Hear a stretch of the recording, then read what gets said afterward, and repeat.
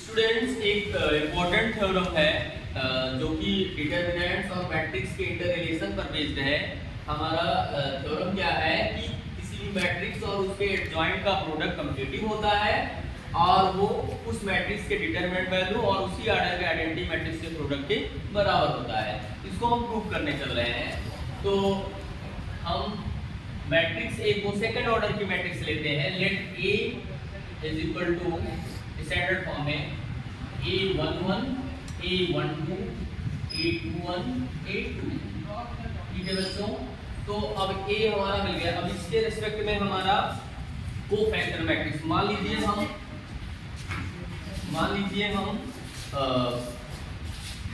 A11 के respect में इनके कोफैक्टर्स लेट A11 के रिस्पेक्ट में जो कोफैक्टर हैं वो कैपिटल A11 है। इसी तरह से A12 के रिस्पेक्ट में कोफैक्टर आपके कैपिटल A12 है।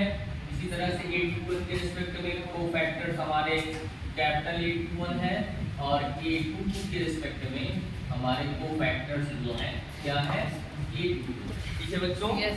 ठीक है। अब तो हम कोफैक्टर्स मैट्रिक्स बनाते हैं।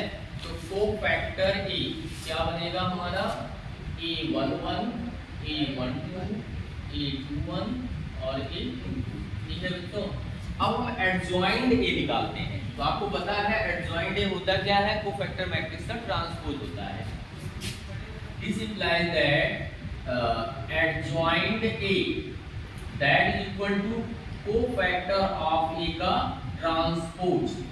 और इसका ट्रांसपोज आप लोग जानते हो क्या करते हैं, रो और कॉलम को म्यूचुअली इंटरचेंज कर देते हैं। तो हम C1 को R1 बना लेते हैं। तो C1 हमारा क्या था A11 A21, तो ये हमारा R1 बन गया A11 A21।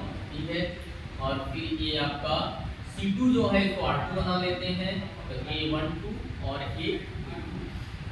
ठीक है बच्चों, अब इसके बाद अब फर्स्ट स्टेप की वैल्यू हम निकालते हैं, यानी कि A डॉट एडजॉइंट ए और एडजॉइंट ए का प्रोडक्ट निकालते हैं। तो A की वैल्यू हमारी A11 A12 A21 A22 और इसका एडजॉइंट ए से प्रोडक्ट लेंगे तो A11 A21 A12 और A22।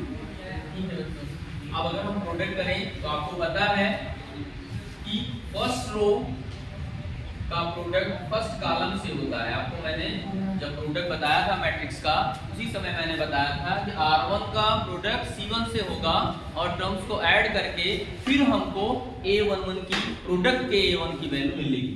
तो यहाँ हमारा क्या हो जाएगा A11 और कैपिटल A11 और प्लस आपका A12 और कैपिटल A12। ठीक है, और फिर इसी तरह से हम इसका सेकेंड रो से जब करेंगे तो क्या हो जाएगा हमारा हो जाएगा A11 और A21 और फिर हमारा प्लस A12 और A आपका 2 A22। ठीक है, अब इसी तरह से जब हम R2 करेंगे, R2 को R1 से करें, सॉरी R2 को इसके C1 से करेंगे, क्या हो जाएगा हमारा A21 A11 और प्लस A22 और A12। और दूसरे से करेंगे तो हमारा यहाँ क्या हो जाएगा A21 और कैपिटल A21 प्लस A22 और कैपिटल A22। ठीक है बच्चों, ये हमारा बन गया। अब यहाँ ध्यान दीजिएगा इस तरह से। अब यहाँ एक चीज ध्यान दीजिएगा, मैंने प्रीवियस क्लास में बताया था, जब मैंने बताया था किसी भी एलिमेंट्स और उसके कोफैक्टर्स का प्रोडक्ट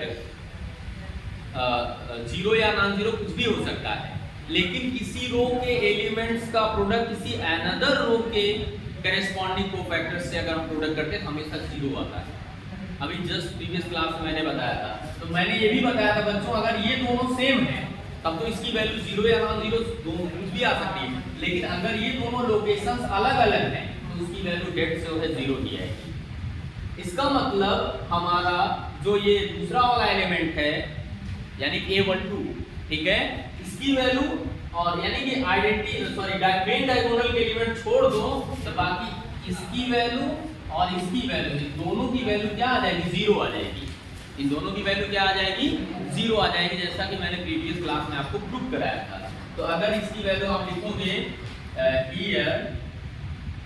हियर a11 और आपका a21 प्लस a12 और into a22 बराबर a21 a11 प्लस a22 और a12, और इसकी दोनों की वैल्यू क्या होगी, जीरो होगी। ठीक है, अब ये पुट कर रहे हैं हम, ये हमारा क्या हो जाएगा, a dot adjoint a that is equal to क्या हो गया यहाँ पे, और ये वैल्यू क्या है बच्चों, ये डिटरमिनेंट वैल्यू है, ध्यान दीजिएगा, ये मैट्रिक्स A की डिटरमिनेंट वैल्यू है। तो इसके जगह हम क्या लिख सकते हैं, हम लिख सकते हैं डिटरमिनेंट ऑफ A। क्या लिख सकते हैं बच्चों, डिटरमिनेंट ऑफ A। और उसकी जगह क्या लिखते हैं, जीरो, फिर जीरो, फिर डिटरमिनेंट ऑफ A। क्लियर हुआ? ठीक है, अब बताओ यहाँ पर पूरे मैट्रिक्स में आपका डिटरमिनेंट A क्या है, कॉमन है। डिटरमिनेंट A क्या है, कॉमन है। इसको हम क्या लिख सकते हैं, डिटरमिनेंट A हमारा कॉमन हो गया, और यहाँ क्या बचा 1 0 0 1, यानी कि हमको सेकंड ऑर्डर की आइडेंटिटी मैट्रिक्स मिल गई। अब इसको हम क्या लिख सकते हैं, I से हम अगर इसको रिप्रेजेंट करें तो A क्या हो गया, determinant of A to I2। Similarly ऐसे ही अगर हम सिमिलरली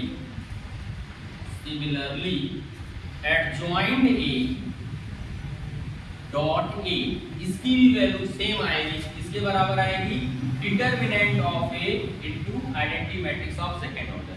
तो इस तरह से देखा जाए तो फर्स्ट और सेकंड को अगर हम कंपेयर करें तो बाय फर्स्ट एंड सेकंड क्या हो गया A dot adjoint A dot adjoint A that is equal to adjoint A dot A और that is equal to determinant value of A to identity matrix. इस तरह से हमारा एक्सप्रेशन क्या हो गया, प्रूव हो गया। इस तरह से हमारा एक्सप्रेशन प्रूव हो गया। तो बच्चों इस तरह से एक वेरी क्रूशियल थ्योरम है जो कि मैट्रिक्स और डिटरमिनेंट के इंटर रिलेशन पर बेस्ड है। इस तरह से आसानी से हम प्रूव कर सकते हैं। इसी तरह से आप, ये तो मैंने शॉर्ट बनाने के लिए थोड़ा सा सेकेंड ऑर्डर का मैट्रिक्स लिया, आप थर्ड ऑर्डर का भी ले सकते हो, ठीक है, या किसी भी ऑर्डर का हो। फिलहाल आपके सिलेबस में थर्ड ऑर्डर तक ही है, तो आप ले करके इसको आसानी से प्रूव कर सकते हो। इसका आगे बहुत सारे क्वेश्चंस में इसका यूज होगा। इसका यूज फार्मूला मेथड से इनवर्स फाइंड करने में इसका विशेष रूप से इसका यूज है। तो उम्मीद करते हैं कि ये आपको अच्छे से समझ में आया है।